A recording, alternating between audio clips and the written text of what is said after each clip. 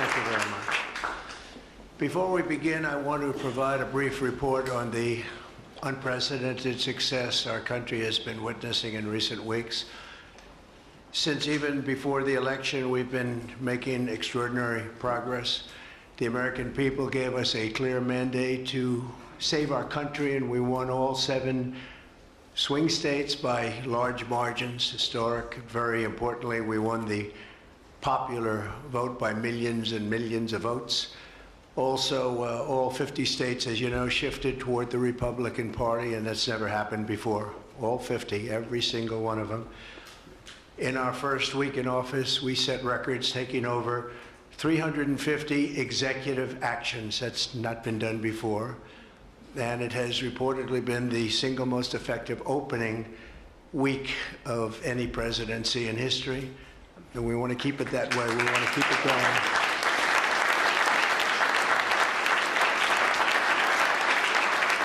We want to keep it going.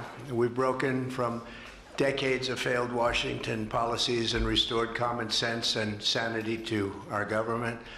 We've unleashed American energy, and we've already achieved record low illegal immigration. As you see, there's nobody trying to get in. And that's what we've been waiting for a long time, and gotten woke ideologies out of our government and out of our military. The water has now begun flowing in California as we continue to increase the flow in coming days. Nobody's seen anything like that, and I've also taken strong action to regain control of the Washington bureaucracy. Just for clarification purposes, because it was incorrectly reported yesterday, we have informed the federal workforce, which they've looked to do for many years, that if they're working for the federal government, they must show up to the office on time and on schedule. We don't want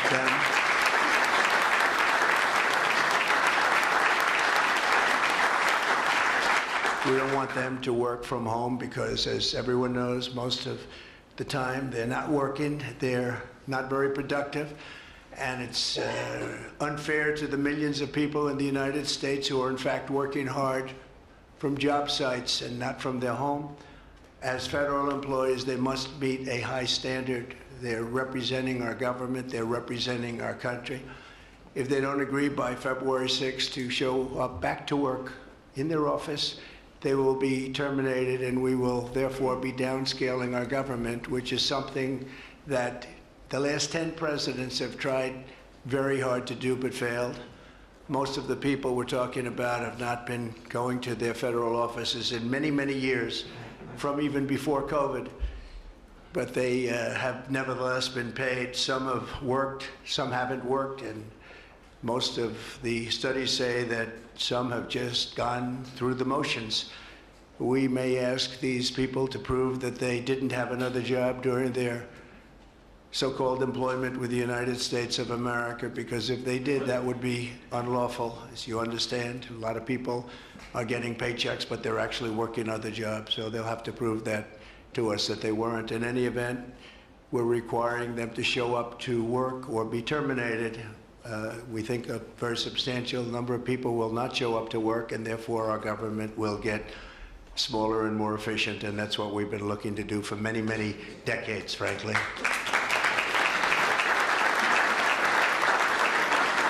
Thank you. In addition, there was a short-term pause or funding freeze on certain discretionary spending payments, such as government grants, only for us to quickly look at the scams, dishonesty, waste, and abuse that's taken place in our government for too long. As was explicitly stated, this in no way affected Social Security, Medicare, Medicaid, or other entitlements that Americans depend on. I've made abundantly clear from the very first day that I ran from office. That was a long time ago now. That's 2015. If you think about it, I announced in 2015, and we won in 2016.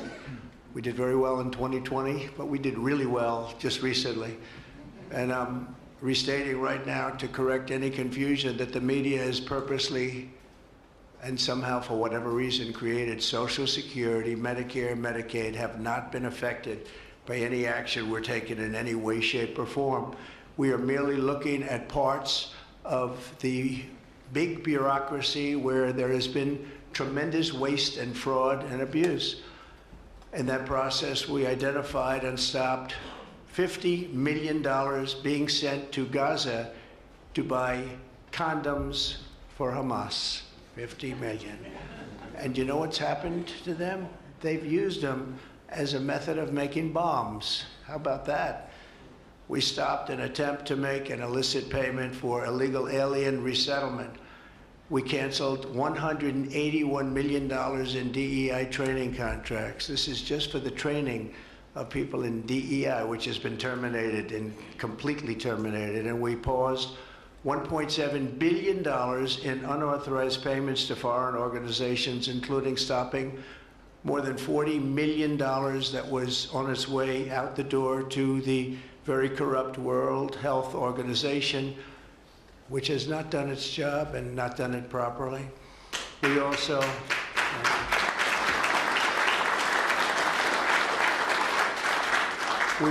blocked $45 million for diversity scholarships in Burma. 45, that's a lot of money for diversity scholarships in Burma. You can imagine where that money went. These were the types of payments, and many others. I could stand here all day and tell you things that we found, and we have to find them quickly because we want the money to flow to proper places. But these were the payments and types of payments affected by the temporary freeze, and the American people strongly support these efforts. I talked about it during the campaign, and they voted for us in record numbers. Every single day, we're now putting America first and fighting to get the most out of every single tax dollar for our great citizens. We've gathered this afternoon to take another historic action. However, in a few moments, the Laken Riley Act will become the very first bill that I proudly sign into law as the 47th President of the United States.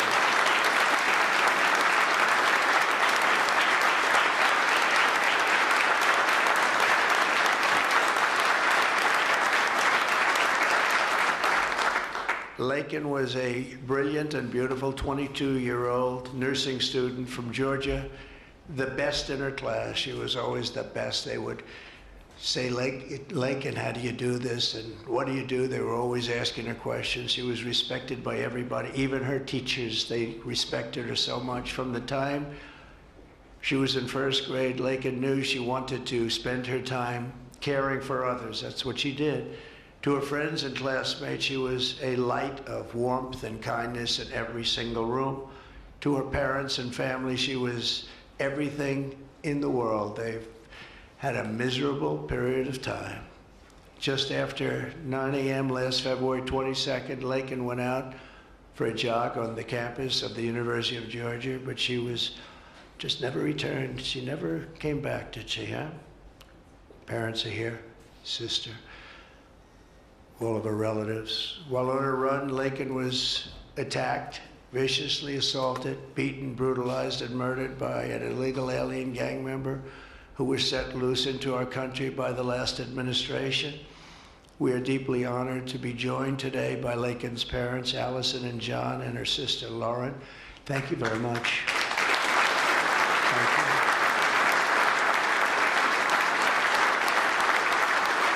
So sad. We were together right after that happened, and it's a tremendous tribute to your daughter, what's taking place today. That's all I can say, but it's so sad we have to be doing it at all. Thank you very much for being here. To Laken's family, we will keep Laken's memory alive in our hearts forever, everyone's hearts. With today's action, her name will also live forever in the laws of our country, and this is a very important law. This is something that has brought Democrats and Republicans together. That's not easy to do. Laken did it. Laken did it.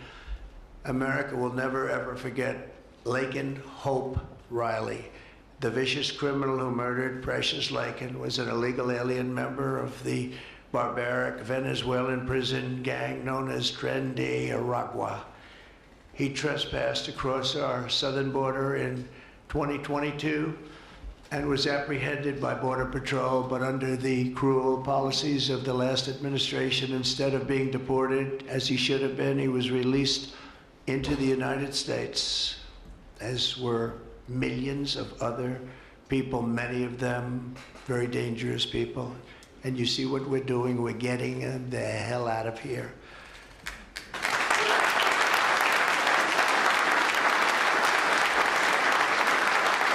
He was soon arrested again in New York City on charges of endangering a child, but because of New York City's deadly sanctuary policies, as we have in California and many other places, which we're going to end them, he was released again to reoffend. The Biden administration then provided this illegal alien criminal with a free, taxpayer-funded flight from New York to Georgia, where he was arrested yet again, constantly, this time for stealing from a Walmart along with his gang member brother, who was a bad one. Only after being released a third time by the U.S. law enforcement did this cold-blooded criminal go out in that fateful morning hunting for women on whom to prey. That's what he did. He hunted. It was like a hunter. And we're going to show him who the hunter is. This horrific atrocity should never have been allowed to happen. And as president, I'm fighting every single day to ensure that such a tragedy never happens again. We don't want this to happen.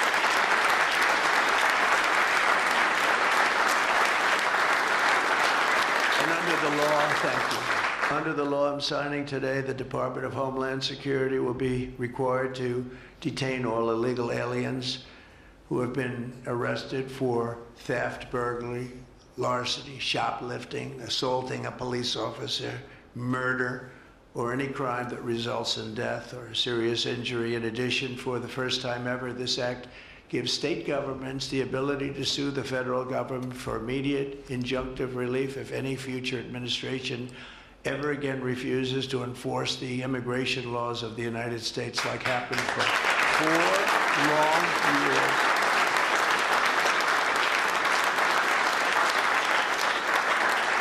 And that was happening for 4 long years, frightful years. Amazing. You'd say, how can people do this? How can they allow this to happen? How can they allow criminals to pour into our country and then try and defend it? And they're still trying to defend it, but they can't. That's why I'm here instead of somebody else, actually. It's the biggest reason. I believe it's the single biggest reason. Inflation was horrible. Many things were horrible during that administration. When you look at what took place in Afghanistan, the way they got out, not that they got out, but the way, so many things were horrible. But to me, this was the worst of all. It's a landmark law that we're doing today. It's going to save countless innocent American lives. I want to thank every House Republican, every Senate Republican, as well as the 12 Senate Democrats and the 48 House Democrats who voted to pass this vitally important bill, and many of them are with us today, and I really do appreciate it. And I very much especially appreciate the bipartisan support. The Democrats, really a big percentage of them came through, and plenty of them wanted to. They probably felt they couldn't, but they really wanted to. That they don't understand that would have made them a lot more popular, would have made them a lot better with their people. The ones that didn't are going to be sorry, because the people are not going to forget that they wouldn't sign. This is a perfect, incredible tribute to an unbelievable young lady. We're joined today by many great supporters of our new strong border policies, and they are indeed strong, including Vice President Vance, thank you, JD, the Secretary Scott Bessent, who just got approved, by the way. Where's Scott? He just got approved. Scott, I'm very impressed. Got a lot of Democrat votes. Yeah. He got a lot of Democrat votes. It's great. I don't know, is that a good thing or a bad thing? I'll have to think about that. Secretary of Homeland Security, who's going to be fantastic. I know her so well, and I know it's probably not complimentary because she is a woman, but she is tough. Where is she? Where is Christy? Christy, great. Stand up, please. You have such an important job to do.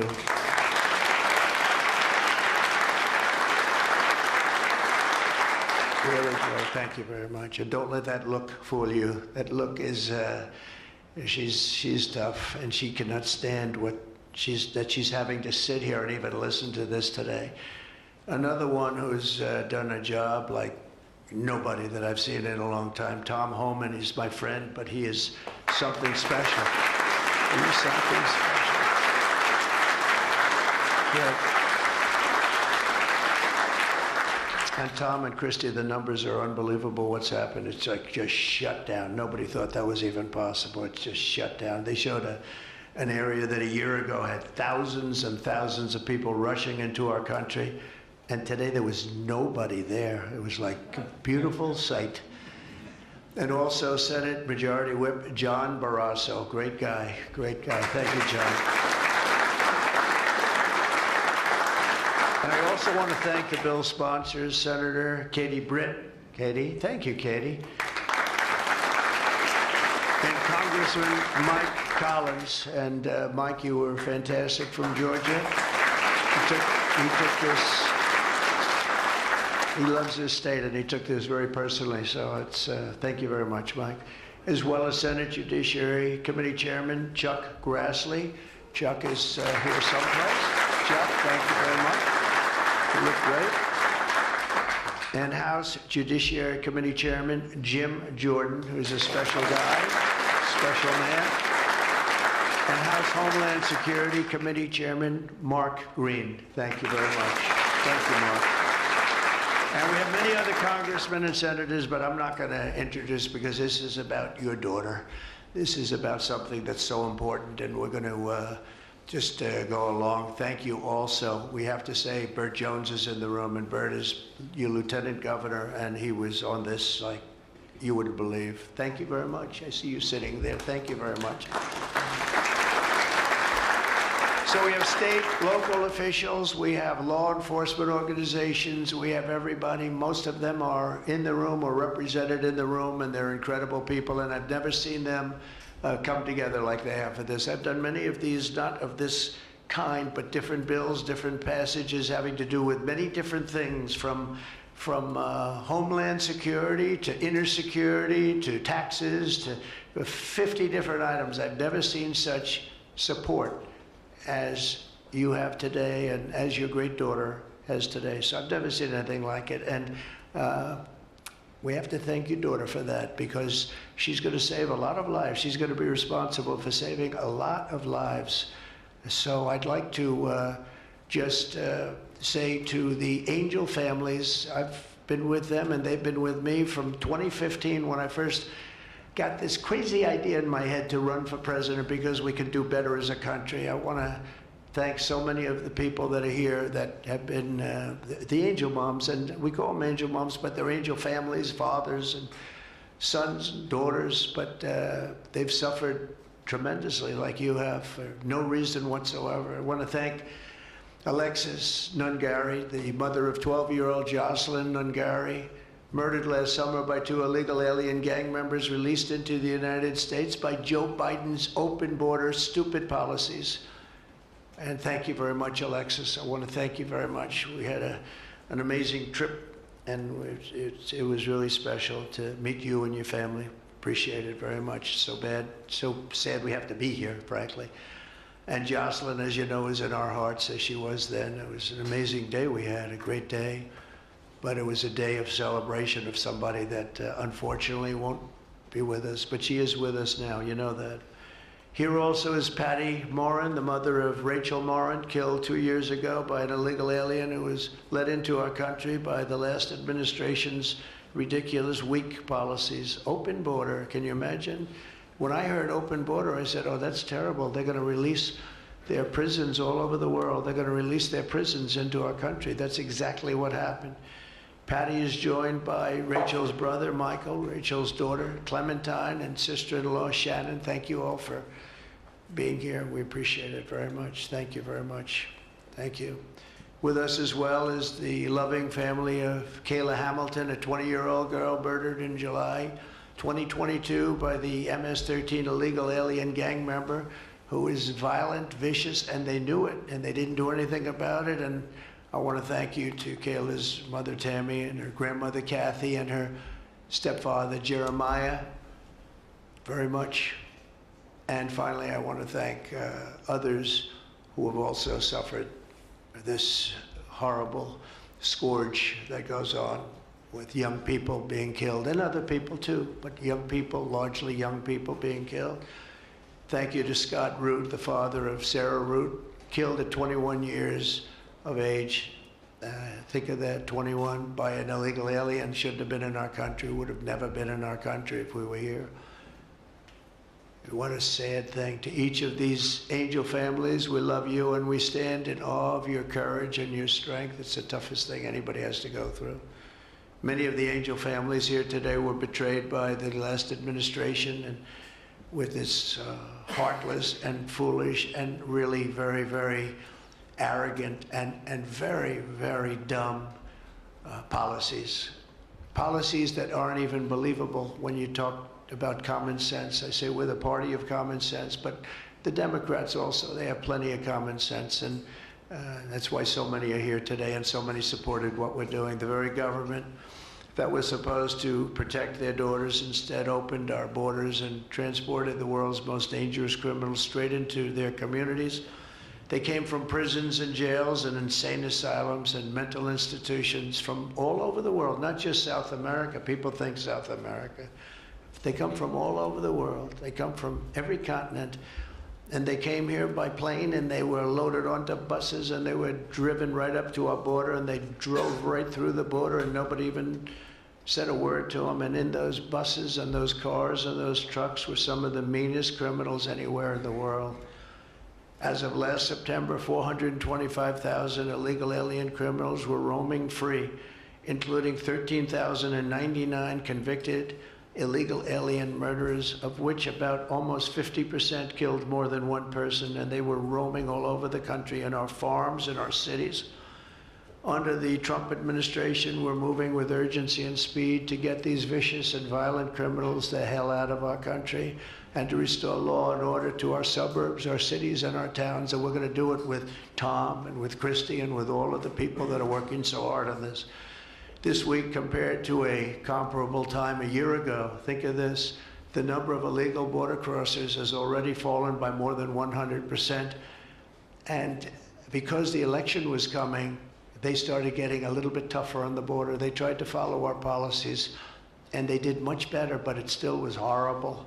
The numbers were still horrible, so that's 100% over those. They only did it because of the election, so they knew what they were doing was wrong. And those who do cross the border, and you're seeing that every time, all you have to do is turn on your television set or pick up a newspaper, or read any form of new media, because we have a lot of new media today, fortunately, that's letting the word get out. But they're watching these people be captured and removed from our country. ICE arrests have risen by 15 times in just a short period. And over the past 8 days, the heroes of ICE and Border Patrol, we can never forget Border Patrol. Those people, I've gotten to know so many of them. Our border czar, as you remember, never went to the border and never made a phone call. She was the border czar. She never made one phone call. They went to the heads of border. They went to the heads of ICE. Did you ever get a call? No. And she admitted she never made one call, but she was the border czar. And that's exactly what our border was all about. The heroes of ICE have arrested thousands and thousands of illegal alien criminals, including hundreds of gang members, traffickers, child predators, terrorists, and murderers. For the first time in history, we're loading dangerous and illegal aliens into military aircraft and flying them back to the places from which they came. You probably read about Colombia 2 days ago. They said, no, we're not taking them. I said, we're going to take them. You're going to take them. You're going to like it, too. You're going to take them.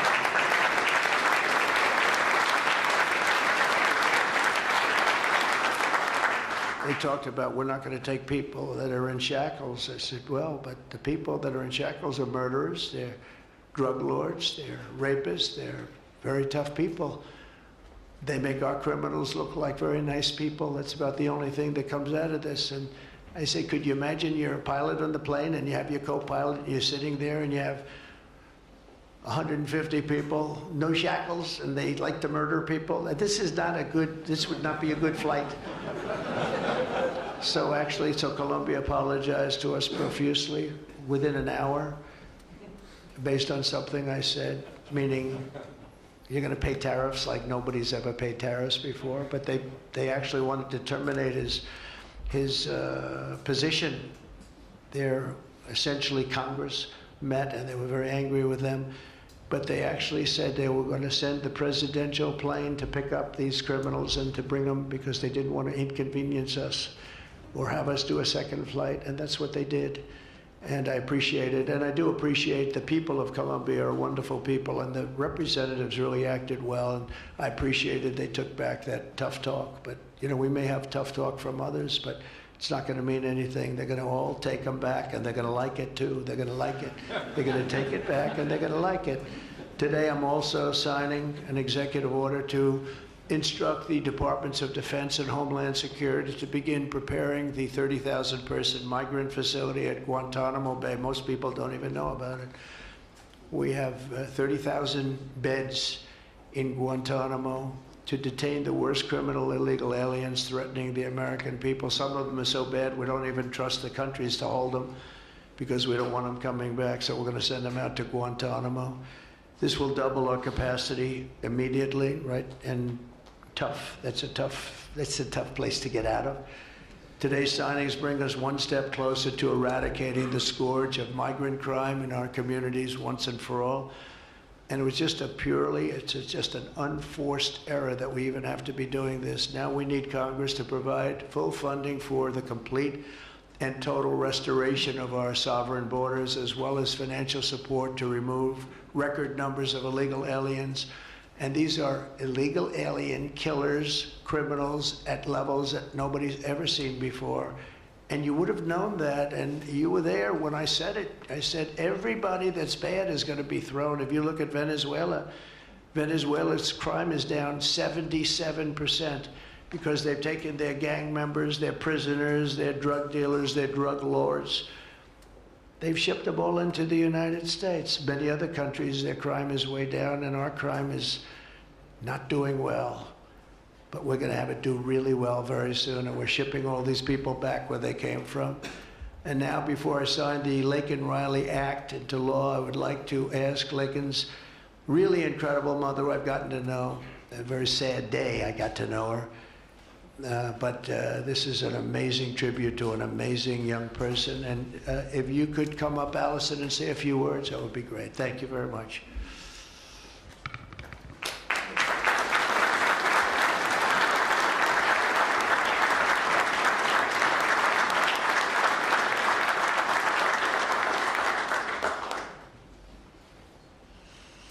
Thank you.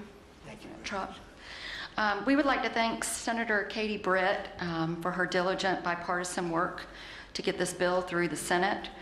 We'd also like to thank Congressman Mike Collins for his unwavering passion and for leading on the Laken Riley Act from the start. Our family will forever be grateful for the prayers of the people across our nation and for helping to get this legislation into law. We also want to thank President Trump for the promises he made to us. He said he would secure our borders and that he would never forget about Laken. And he hasn't. He's a man of his word. We trust that he will fight for the American people.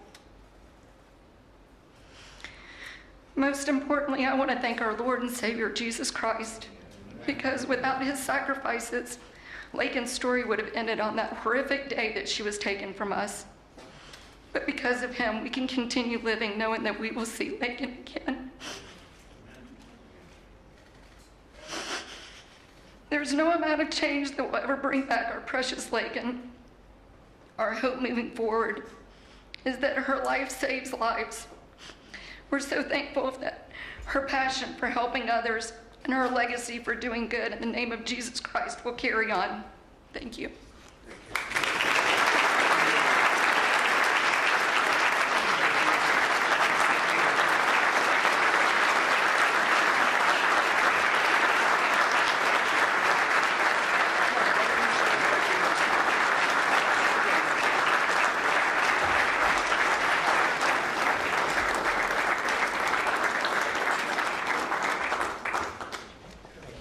Sign this in honor of Laken Riley. Come one up here, some of the people that we love that have been so instrumental. Okay?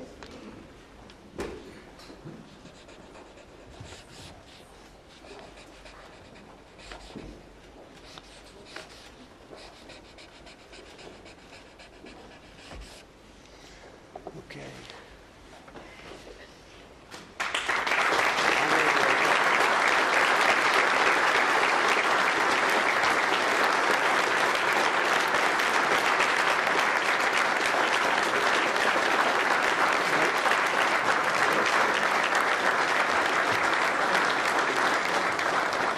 Thank you. Mr. President, government funding, can you take a quick question on government funding to pause? I don't think this is appropriate time, really. I respect that, but I don't think it's appropriate. I can just tell you, government is doing very well, and we're cutting way back, but this is not the appropriate time. Thank you.